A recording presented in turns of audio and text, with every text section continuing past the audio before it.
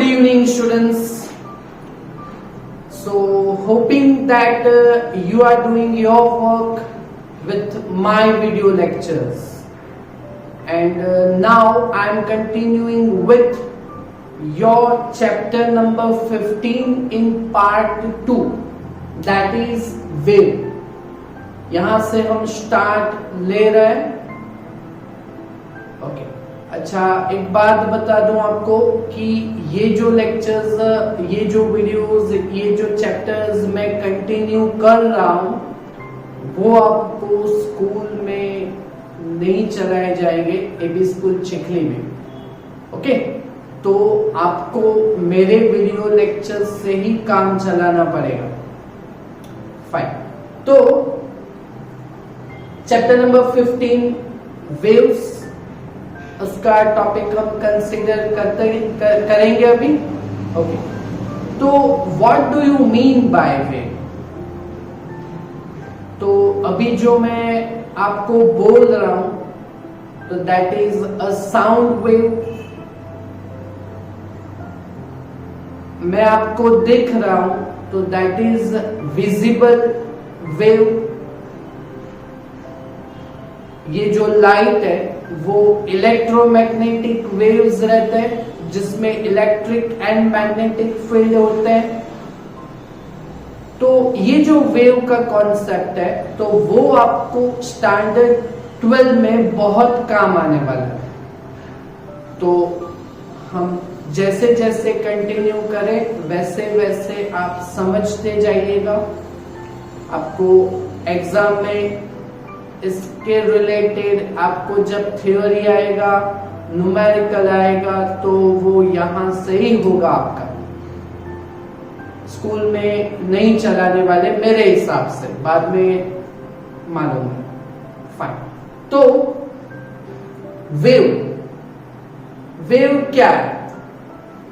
तो that is, मैं बोल रहा हूं तो ये जो मीडियम है, एयर मीडियम, तो वहां पे डिस्टरबेंस क्रिएट होता है. एयर मॉलिक्यूल्स में डिस्टरबेंस क्रिएट होता है और वो आपके तरफ पहुंचता है. तो that is a motion of disturbance, that is called wave. वो जो डिस्टरबेंस है वो मोशन करके आपके पास आता है, तो दैट इज कॉल्ड वेव. दूसरा एग्जाम्पल, अगर कोई हम स्ट्रिंग लें और उसके दो एंड्स को हम किसी रिजिड सपोर्ट पे लगा दें और अगर हम उस स्ट्रिंग में कोई डिस्टरबेंस क्रिएट करें, लाइक उसको आप थोड़ा स्ट्रेच करो और छोड़ दो, तो जो प्रोपोगेशन रहेगा, वो जो डिस्टरबेंस का जो मोशन रहेगा वो कुछ ऐसे रहेगा, है ना. तो वो क्या है? वेव है. उसका शेप कुछ ऐसे बनेगा, तो ये क्या है? वेव है, wave. Okay, and that is motion of disturbance. समझ में आ रहा है ना आपको? That is motion of disturbance, that is called a wave. Okay, और वेव का जो यहाँ पे मैंने डायग्राम किया है ना, वो आपको एकदम प्रॉपर अच्छे से समझना होगा. बाद में आप नोट बनाते जाइएगा तो आपको एग्जाम में काम आएगा. तो ये एक वेव फॉर्म मैंने यहाँ पे क्रिएट किया हुआ है. उसका जो अपर साइड का जो पॉजिटिव पोर्शन है, लोअर साइड का जो नेगेटिव पोर्शन है, उसको हम कुछ कहते हैं. आपने स्टैंडर्ड 10 में ये समझा हुआ था कि ये जो अपर पोर्शन है उसको हम क्रेस्ट बोलते हैं और ये जो लोअर पोर्शन है उसको हम थ्रो बोलते हैं.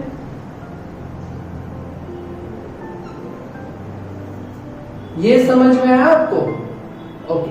और यहाँ पे अगर ऐसे कोई स्ट्रिंग हो तो उसमें डिस्टरबेंस, तो वो कुछ ऐसे क्रिएट होगा. तो उसके जो पार्टिकल्स है वो ऑसिलेट होंगे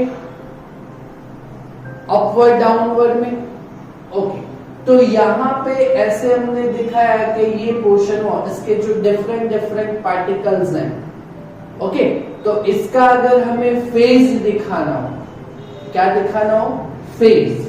तो ये 0 एंगल दिखाना है, तो वो आपको मालूम है 4 एक्सिस, उसमें कोऑर्डिनेट सिस्टम में यहाँ पे 0 π/2 that is 90 degree, pi that is 180 degree, 3π/2 that is 270 degree, and once again at that position you will have 360 degree rotation, that is 2π radian। तो वो 0 π/2 pi 3π/2 एंड 2π का जो वो एंगल है, तो वो अगर हमें यहाँ पे दिखाना हो तो 0 once again maximum displacement 4 π/2, 0 displacement 4π, maximum displacement for other side that is 3π/2, और यहाँ पे ये 2π जितना रहेगा फेज। क्लियर? तो ये मैंने फेज दिखा दिया, और ये कंप्लीट वन वेव है, ये वन वेव का वेव फॉर्म है। क्लियर? तो इसमें फर्स्ट डेफिनेशन आपको एम्पलीट्यूड का समझना है। तो एम्पलीट्यूड आपको मालूम है, चैप्टर नंबर 14 में भी हमने फर्स्ट डे में ये सब समझा हुआ है, ये सब फिजिकल क्वांटिटी। ये बीच में है वो नई क्वांटिटीज है वेव्स के, बाकी सब आप समझ के आए हो। फाइन। तो एम्पलीट्यूड, तो यहाँ पे पार्टिकल्स का डिस्प्लेसमेंट हो रहा है वेव में, है ना? तो जो मैक्सिमम डिस्प्लेसमेंट होगा तो उसको बोलेंगे हम एम्पलीट्यूड ऑफ वेव। तो देखो यहाँ पे पार्टिकल का मैक्सिमम डिस्प्लेसमेंट यहां तक हुआ है मेन पोजीशन से। ओके, तो यहां से यहां तक का जो डिस्टेंस है मेन पोजीशन तक, तो ये मैक्सिमम डिस्प्लेसमेंट है पार्टिकल का, सेंटर से यहां तक प्लस गया हुआ है, तो इसको बोलेंगे हम amplitude, but that is for positive side, upward side, तो प्लस एम्पलीट्यूड। और यहां पे maximum displacement same on other side, negative side, तो ये नेगेटिव ऑफ एम्पलीट्यूड होगा। क्लियर? फाइन। तो ये हो गया हमारा amplitude, that is called maximum displacement of particle of waves. और ये जो एम्पलीट्यूड है वो मैक्सिमम डिस्प्लेसमेंट है ना, तो उसका यूनिट मीटर आएगा। और dimensional formula meter for length L1, तो M0 L1 T0 होगा। बोलो फर्स्ट पोर्शन आपको समझ में आया? ओके। सेकेंड पोर्शन ये नया है, 10th में था बट अभी वेवलेंथ। वेवलेंथ दैट इज उसका सिंबल हम देंगे वेवलेंथ लैम्बडा, ऐसे करके ऐसे वेवलेंथ लैम्बडा। और ये आप स्टैंडर्ड 10 में समझ के आए थे कि distance wavelength that is distance between two consecutive trough और टू कंसेक्यूटिव ट्रॉप और crest. either distance between two consecutive crest, either distance between two consecutive throat, that is called wavelength. Okay, तो यहां पे अगर ये डिस्टेंस मुझे दिखाना हो तो वेवलेंथ में वन वेव कंप्लीट होता है, बराबर है ना? ओके, तो उसमें जो फेज रहेगा वो 2π रेडियन का रहेगा।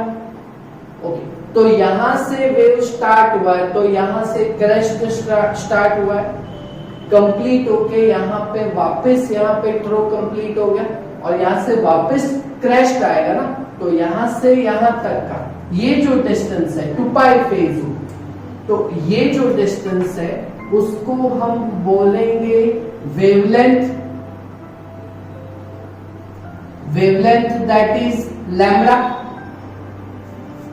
तो डेफिनेशन में distance between two consecutive crest और ट्रो, दैट इज कॉल्ड वेवलेंथ, जिसमें दो पार्टिकल्स के बीच का फेज डिफरेंस 2 पाई जितना होता है। क्लियर? यू गॉट इट ना? ओके, तो यूनिट लेंथ ही है तो मीटर ही आएगा, और डायमेंशनल फॉर्मूला तो वो L1 ही आएगा, M0 L1 T0। क्लियर? ये समझ में आया? ओके, अभी वेव नंबर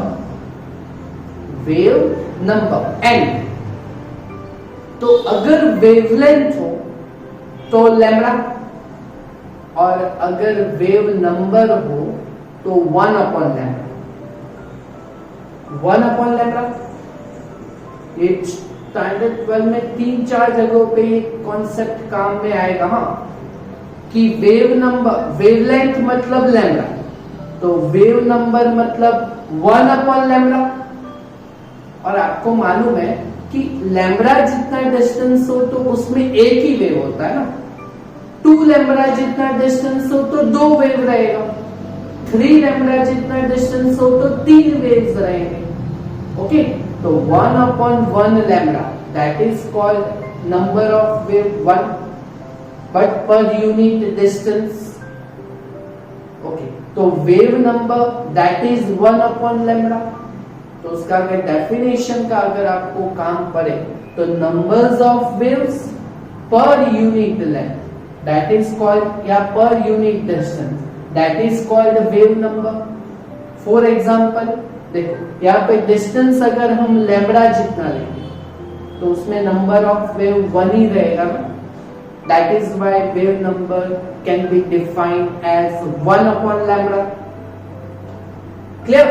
ओके, तो वेव नंबर का जो यूनिट रहेगा वो पर यूनिट डिस्टेंस है, तो मीटर इनवर्स रहेगा 1/मीटर, और उसका dimensional formula that it will be L-1 M0 L-1 T0 रहेगा। Getting it? Clear? Okay, so this is wave number. चलो, उसके बाद नया क्वांटिटी आएगा, that is angular wave number. आपने फ्रीक्वेंसी पढ़ा था ना, f, तो एंगुलर फ्रीक्वेंसी 2πf बोला था। ओके, तो वेव नंबर दैट इज 1/λ। तो एंगुलर वेव नंबर मतलब एंगल आपको उसके साथ मल्टीप्लाई करना है। तो एंगल लैम्बडा जितने डिस्टेंस के लिए एंगल कितना रहता है, तो वो थीटा 2π जितना रहता है। ओके, तो एंगुलर वेव नंबर उसका सिंबल हम k से डिफाइन करेंगे, k स्मॉल k, और उसको दूसरा भी बोलते हैं कि ये वेव का कांस्टेंट है। Okay, so that is also known as wave vector k। तो ये जो k है तो वो यहाँ पे वेव नंबर के साथ एंगल 2π यहाँ पे मल्टीप्लाई करना है, तो 1/λ के साथ 2π मल्टीप्लाई करेंगे तो 2π/λ बनेगा। So that is called angular wave number 2π/λ। k is equal to 2π/λ। For example कि अगर डिस्टेंस लैम्बडा जितना हो तो उसमें फेज एंगल थीटा 2π जितना रहेगा। अगर डिस्टेंस 2 लैम्बडा जितना हो तो फेज 2π into 2 4π जितना रहेगा। सो that is called wave number, wave vector, angular wave vector, that is k 2π/λ। समझ में आया? ओके, तो इसका जो यूनिट रहेगा तो वो angle per distance, angle 2π that is radian, और पर यूनिट लेंथ तो मीटर, रेडियन पर मीटर। तो डायमेंशनल फॉर्मूला रेडियन वो तो सप्लीमेंट्री क्वांटिटी है चैप्टर नंबर 2, उसका डायमेंशनल फॉर्मूला तो आता नहीं है, m0 l0 t0 ही होता है। ओके, तो मीटर दैट इज L1 वो ऊपर जाएगा तो L-1, तो m0 L-1 t0 इसके जैसा ही होगा डायमेंशनल फॉर्मूला। क्लियर, समझ में आया ना? ओके, और ये जो है ये तो आपको आता ही है, time period capital T, time to complete one oscillation that is called time period of oscillation. तो यहां पे वेव है ना, तो time to complete one wave that is called time period. उसका यूनिट टाइम है तो वो सेकेंड आएगा, और dimensional formula time for t1 रहेगा, m0 l0 t1 आता ही है ना आपको, पक्का? तो यहां पे देखो, यहां से यहां तक तो इतने ये वन वेव है ना, तो इसके लिए जो टाइम रहेगा तो वो time periodic time capital T कहेंगे। ओके, और frequency that is numbers of oscillation per unit time, so that is 1 upon time period. Frequency f उसको न्यू से भी दिखाया जा सकता है, बट हम frequency for f he consider करेंगे, सिंबल का चेंज डजंट मैटर। ओके, तो frequency f that is 1 upon time period, that is inverse of time period. ये 14 चैप्टर में ऑसिलेशन में ये सब तो हमने डिस्कस किया ही हुआ है, ये नया था। ओके, चलो, तो inverse of time period that is called frequency. Okay, और इसका जो यूनिट रहेगा वो सेकेंड इनवर्स होगा, और ये फ्रीक्वेंसी का यूनिट एक साइंटिस्ट था हर्ट्ज, उसके रिमेम्बरेंस में ये फ्रीक्वेंसी का यूनिट हर्ट्ज भी कंसीडर किया जाता है।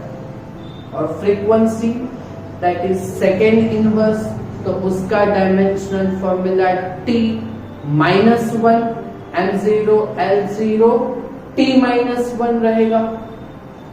क्लियर? ओके, और लास्ट में angular frequency that is omega, वो तो आपको मालूम है, फ्रीक्वेंसी के साथ एंगल मल्टीप्लाई करना है, तो वो एंगल वन ऑसिलेशन का 2 पाई रेडियन का, तो एंगुलर फ्रीक्वेंसी एंगुलर वेलोसिटी भी बोलते हैं ओमेगा, तो omega is equal to 2 pi f और f is equal to 1 upon t, तो 2 पाई बाई t भी बोल सकते हैं।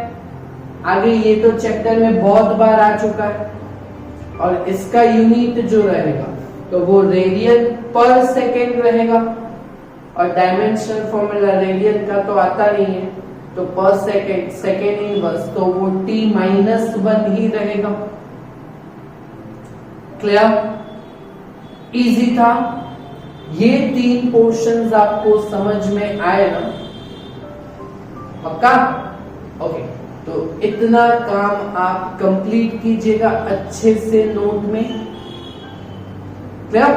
और दूसरे आपके क्लास में जो बच्चे हैं वो ये लेक्चर्स नहीं देख रहे हैं, तो उनको थोड़ा बोलिएगा कि ये चैप्टर्स नहीं चलाने वाले आपके स्कूल में।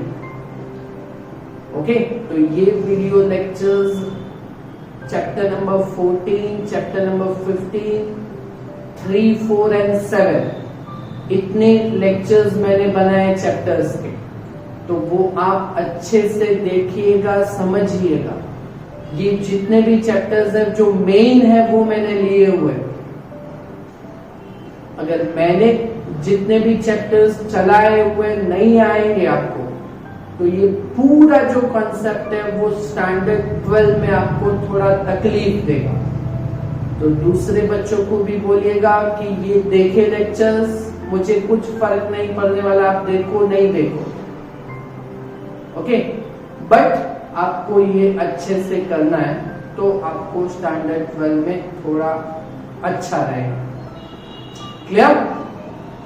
ओके, तो इतना आप काम कंप्लीट कीजिएगा। नेक्स्ट से हम इस चैप्टर को थोड़ा और आगे बढ़ेंगे। Thank you very much.